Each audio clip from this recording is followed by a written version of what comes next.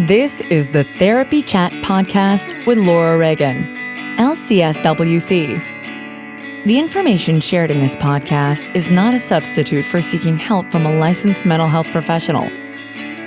And now, here's your host, Laura Reagan, lcsw-c.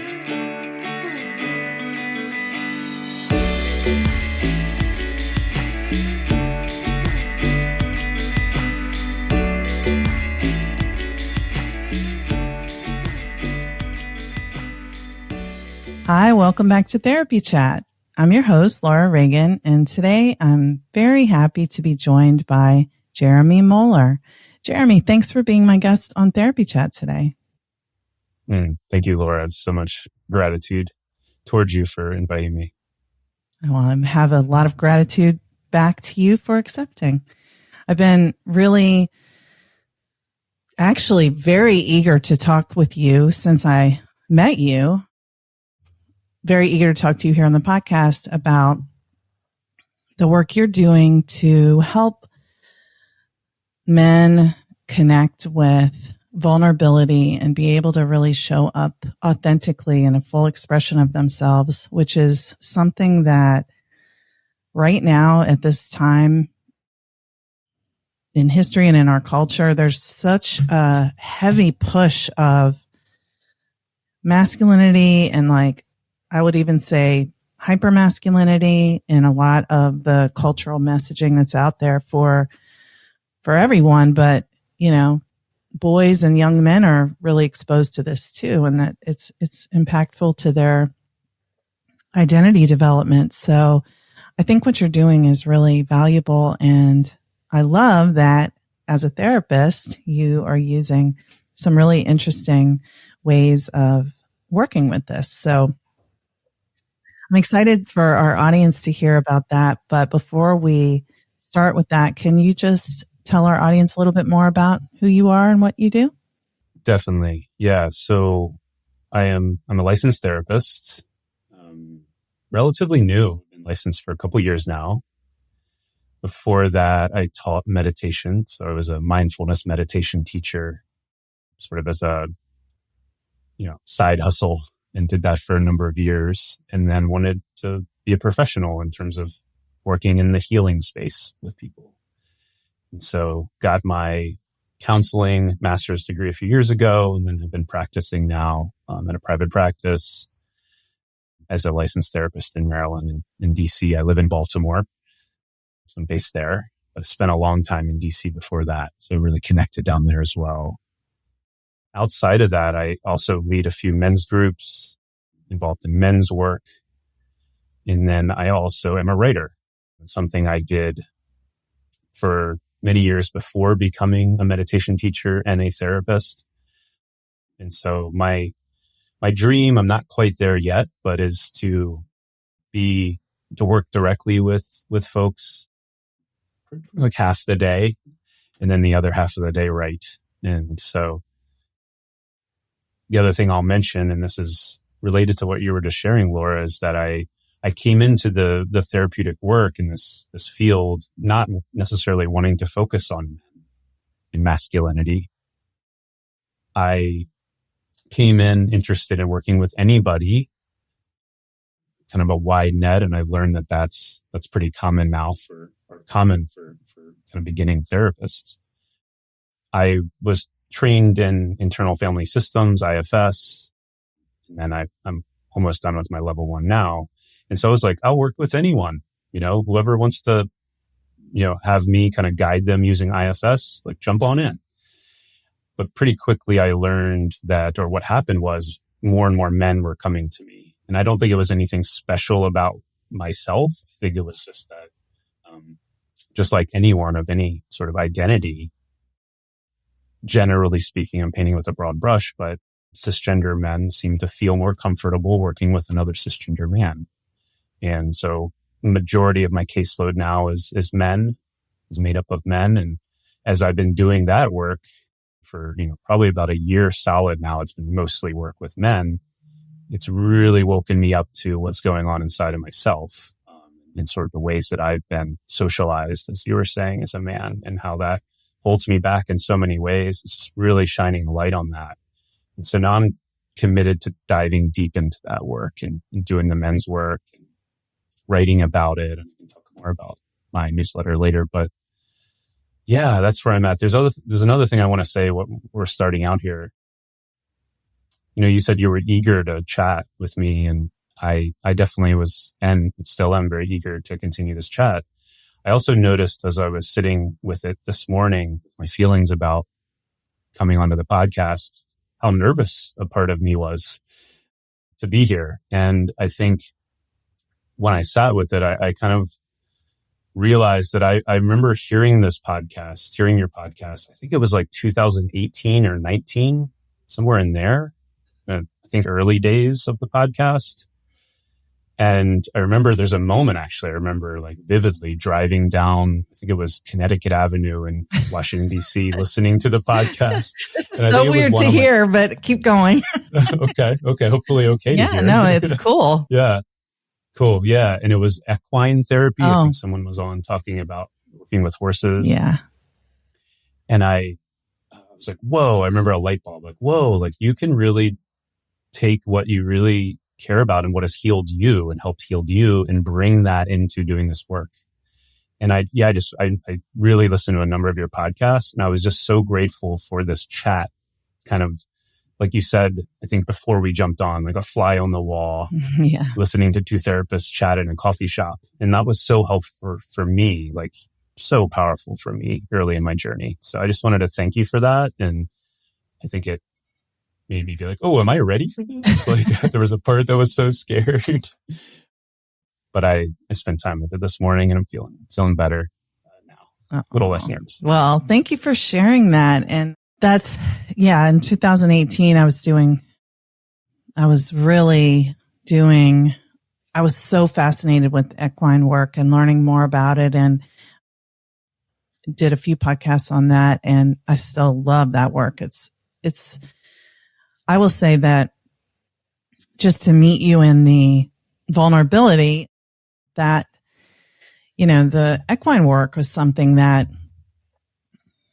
opened up something in me, and I'm getting teary-eyed, but that I didn't know was there. And I think that's what happens when we allow ourselves to meet the vulnerable parts of ourselves, that we find parts that, we've like literally legit, if who's not watching the video, I'm like tears are streaming down my face, but just to meet those parts that are hidden from us because it doesn't match up with the way we had to be seen, or, the ways that it was safe to be seen. And I think that relates very much to what we're going to talk about now, the vulnerable parts of ourselves, and how for men,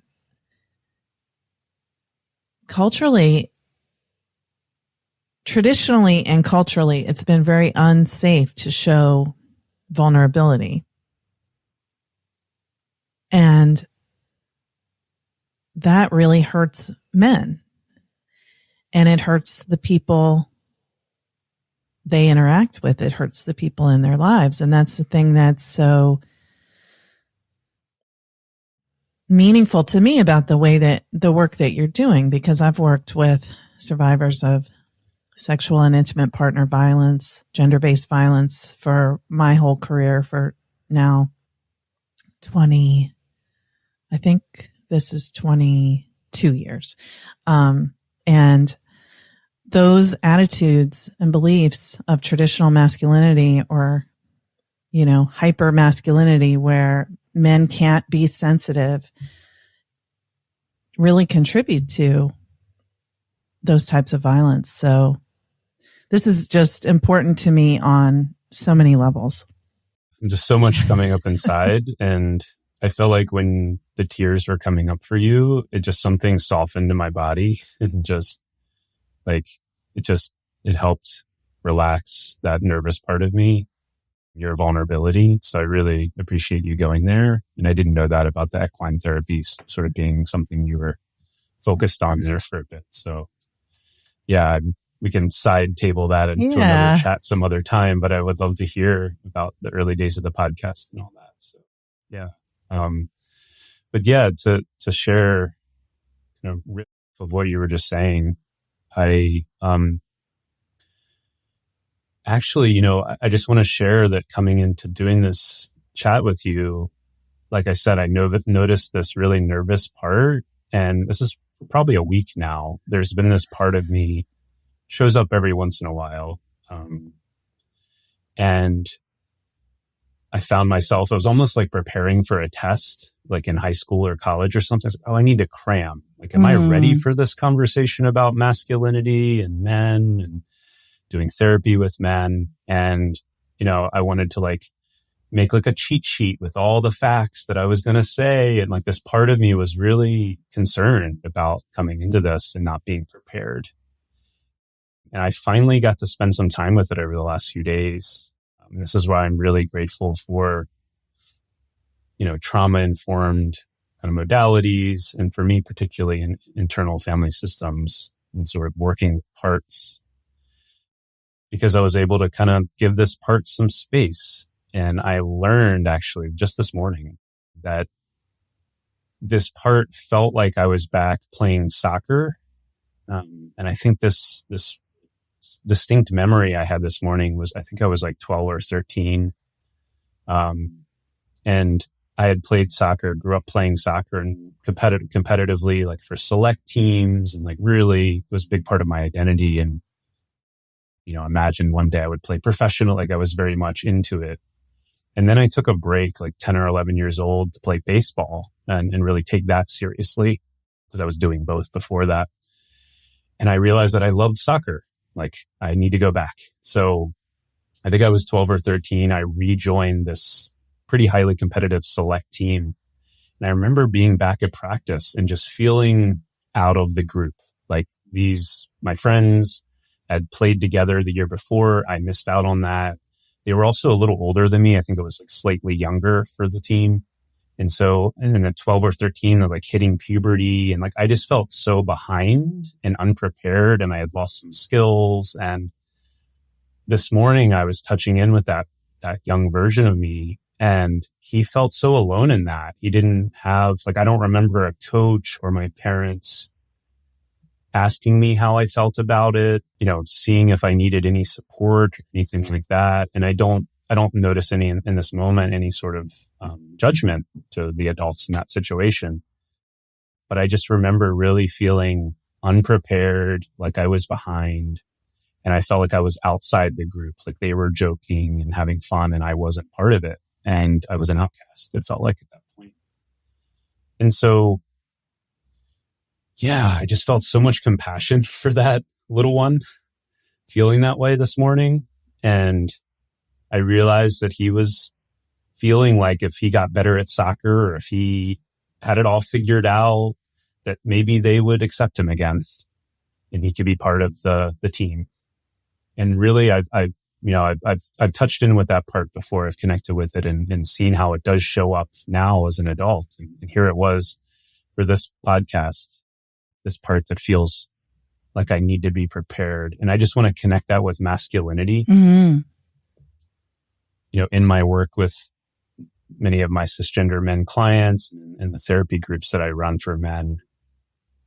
Yeah, there's this part that shows up so many times, especially when a man is coming to therapy for the first time and doing this work of, well, I got to have it all figured out. I got to be prepared. I can't be vulnerable. I can't appear to be weak in any kind of way.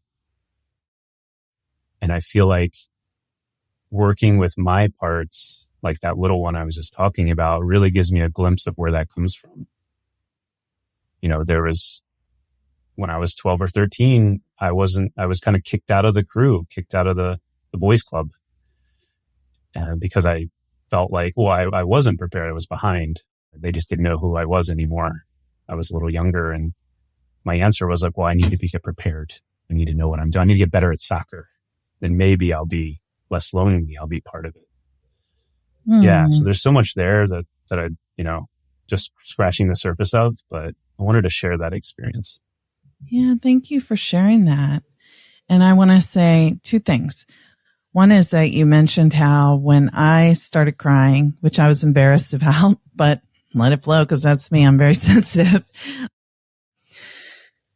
That softened something in you. So that one piece that immediately comes to mind is that when we allow ourselves to show vulnerability, other people that we're interacting with feel more comfortable being themselves and more safe, within the interaction. And the other part that I wanted to mention is that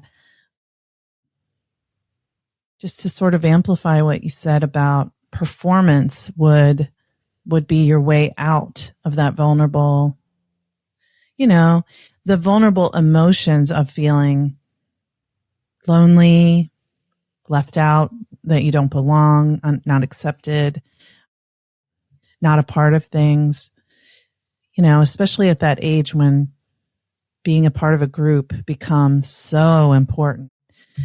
And then the parents and coaches not even seeing the fact that you needed some emotional support there.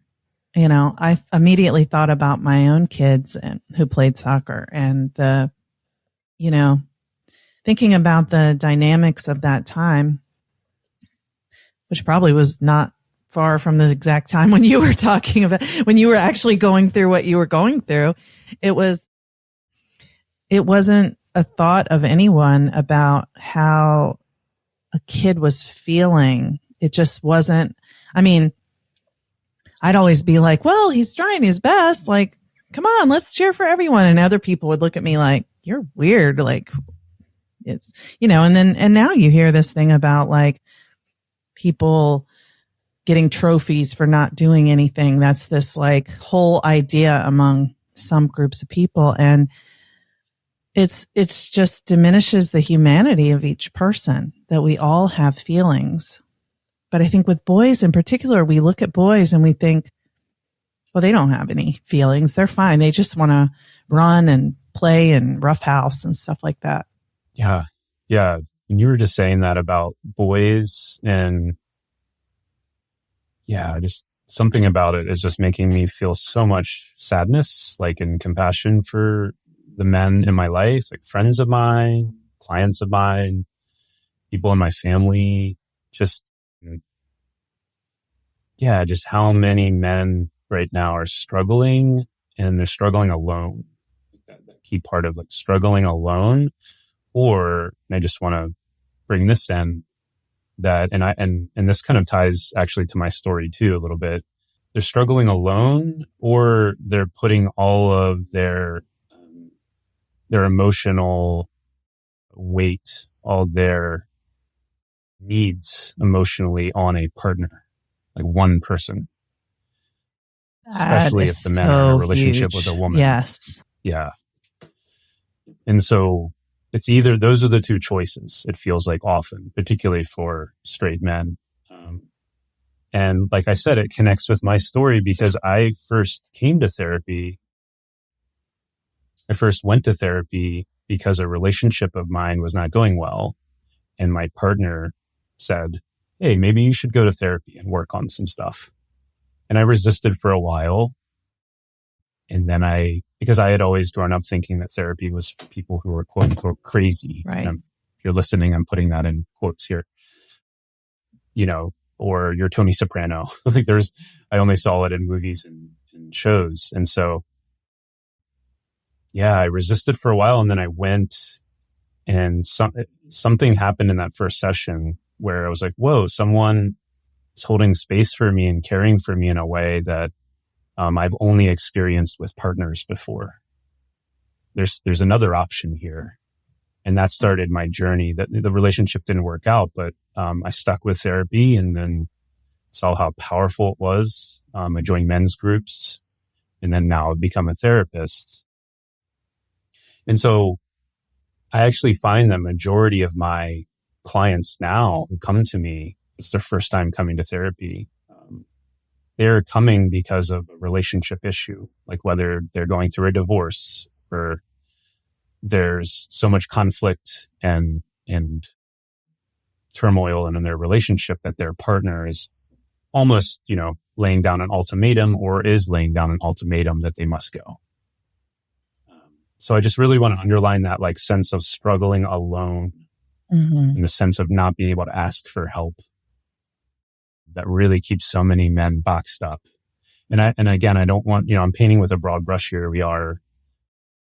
It's not like other people don't feel that as well. I think we live in a very individualistic society, so it impacts all of us. And I also want to stress that the pie of like suffering and things that we're talking about here, struggles that people go through, that pie is not finite. I think that it's not zero sum.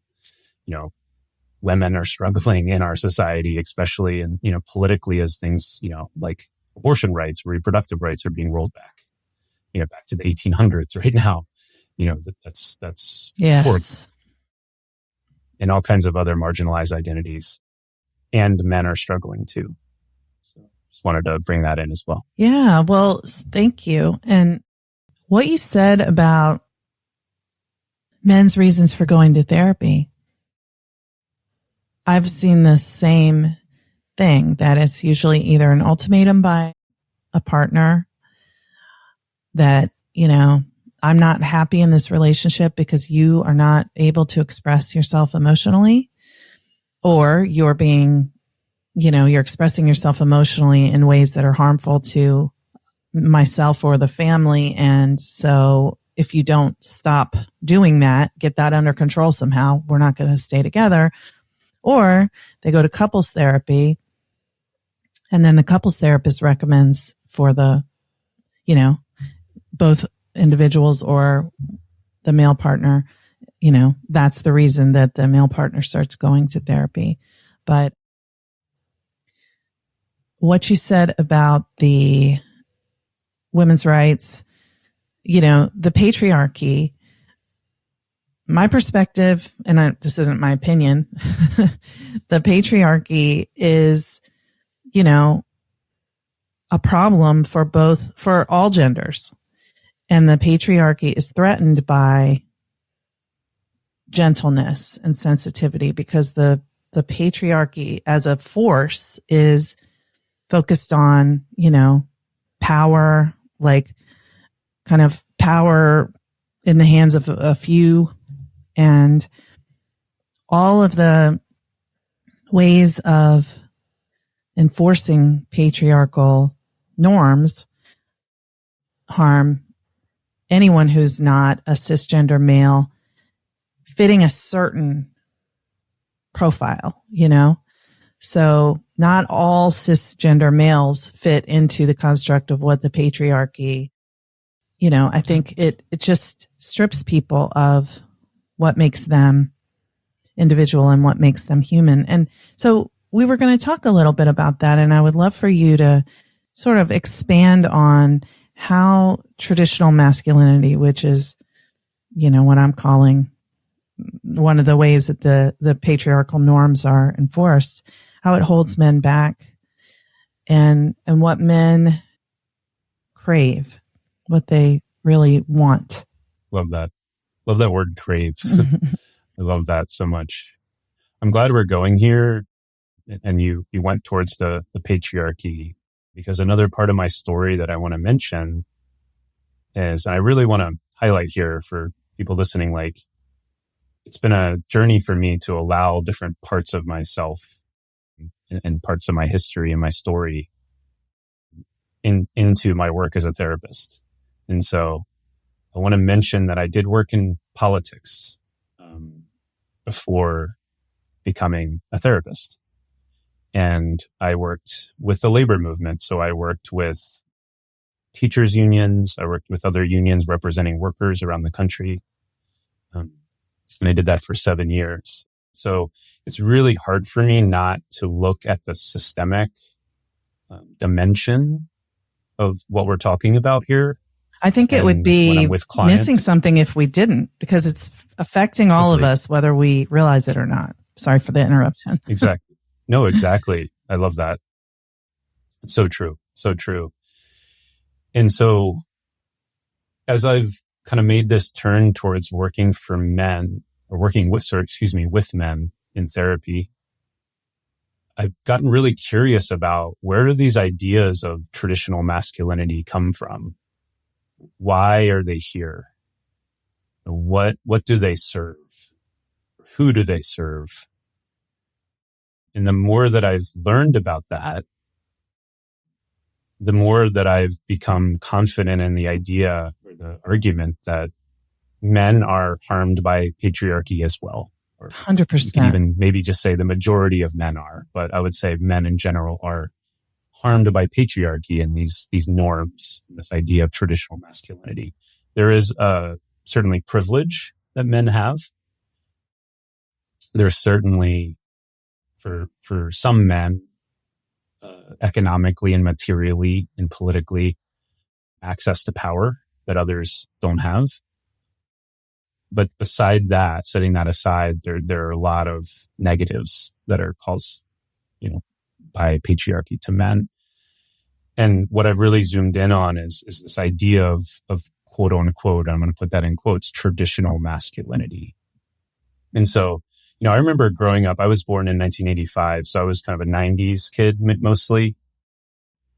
And I remember the book, I think it's Men Are From Mars, Women Are From Venus, I think was the name. It's kind of a big bestseller.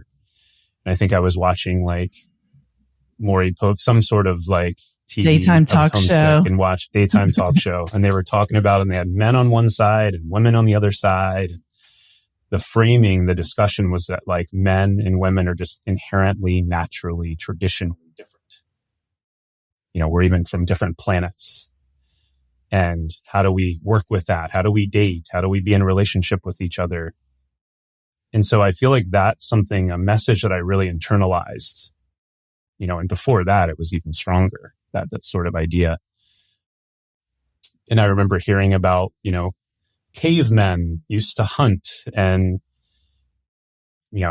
care and protect the family that was in the cave family. So men are naturally supposed to be outside and be aggressive and be physical and aren't as emotional as women who naturally, going way back to cave times, prehistoric times, women were caring for children, caring for others, and taking care of the home, the cave. And so therefore, women are naturally more emotional and more nurturing than men. So they should care for children, or they're better at it. But like I said, the more I've kind of dug into the history, primarily reading feminists, women who have done this work, and looked at the history, these traditional ideas about gender are actually not traditional. They're only a few hundred years old.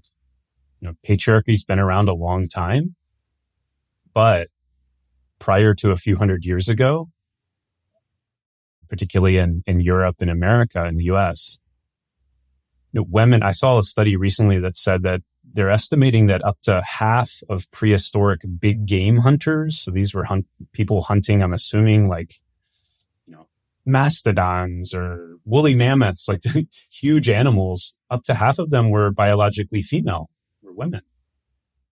There's all kinds of research happening that's showing that gender roles prior, again, to a few hundred years ago were very diverse around the world in different communities, different societies. I remember reading recently that I think in the 1200s in Italy at the time, women were doctors, women were lawyers, women had professional jobs. There was still patriarchy, there were still bad things happening. But in terms of gender roles, this idea of men being more focused on work and achievement, being productive and being outside the home, and women being work, caring and nurturing, that sort of binary idea about gender is relatively new. And so I say that to say that going back to why men come to therapy often, it's usually because their partner wants them or needs them to continue the relationship. I think a lot of men come to this work because they have to, because they want to save a relationship. And they also feel like they have to do it for women. They have to do it for their partner. It's not about helping themselves. It's like I need to do whatever I need to do to then make them happy and fix the relationship. And I stress very early on that this is actually about them and for them, and that these kind of ideas of traditional masculinity hold us back in so many ways. And unlearning these ideas, again, because they're relatively new, they're not set in stone, they're not natural, can improve our lives as men as well. Right. Couldn't agree with you more. And I feel like when you said a few hundred years ago, it's, what was happening in a few hundred years ago? You know, I just think about, for example, if you don't, just to use masculinity and femininity as two binaries for this conversation, if you disempower women and you don't let them work and you don't give them access to being able to support themselves, then they have to marry for protection from other men. And, I think about how, and I wasn't a women's studies major, but I'm a sociology undergrad major. I think about how, like if the way things are is just the way they are when you're born and the way you see them, right? So if women don't have the rights to own property and they don't have ways to support themselves, so they're dependent upon marriage, then it looks like, well, this is what it's always been, when it's really, that was a construct that was created for a deliberate intention of disempowering people. When you look historically at like, if women can't vote, so in colonial America, women and enslaved people were man's property. And even the system of laws is so focused on protecting property. So historically, over thousands of years, I guess, a long time in human time. I don't know when it changed because that's not my background, but, wars for power through property were just what was going on, and everything else that was happening was like in service to those who were trying to get other people's land and property from them. So, day-to-day life that was all about eating, taking care of children, all of those things was just in service to colonial powers that were trying to get more power and money and wealth through seizing and taking property. And then, our laws, even around abuse, it was like a man was allowed to abuse a woman that he was with, like his wife. But if another man was to abuse her, that might be a problem, so even laws around rape were focused on like, you took my property kind of thing, And I mean, if you think about it that way, it's just, we have, even women, we haven't had power until like the second half of the 20th century was when, my mom didn't drive until she learned to drive like maybe in the late 60s or early 70s. But before that, she was a person who couldn't drive. So she had to, she was dependent on someone else for transportation at all times. And, being forced to take care of kids, you can't really work outside the home because who's going to be taking care of the kids? So you don't have ways to get money. So if you're not happy in your relationship, you can't leave, because how are you going to support yourself?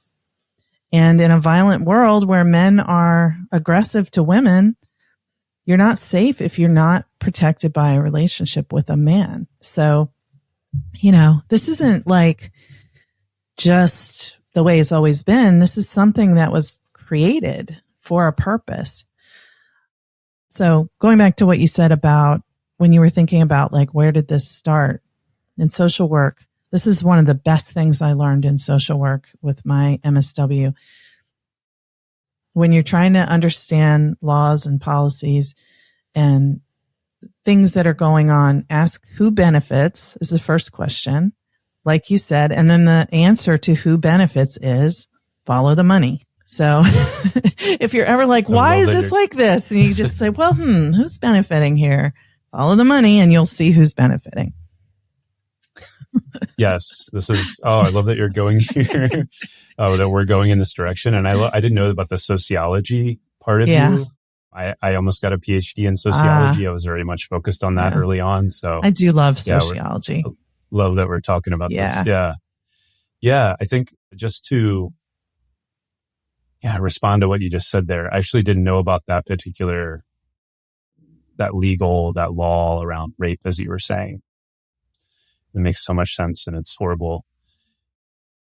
Yeah, I think, what I try to stress to men, both in my work with them, but also in my newsletter for men, my writing, is that doing this work on ourselves and learning how to unlearn these norms so then we can be more vulnerable, more emotionally available for not only our partners, but also our friends, our family, our children, our neighbors.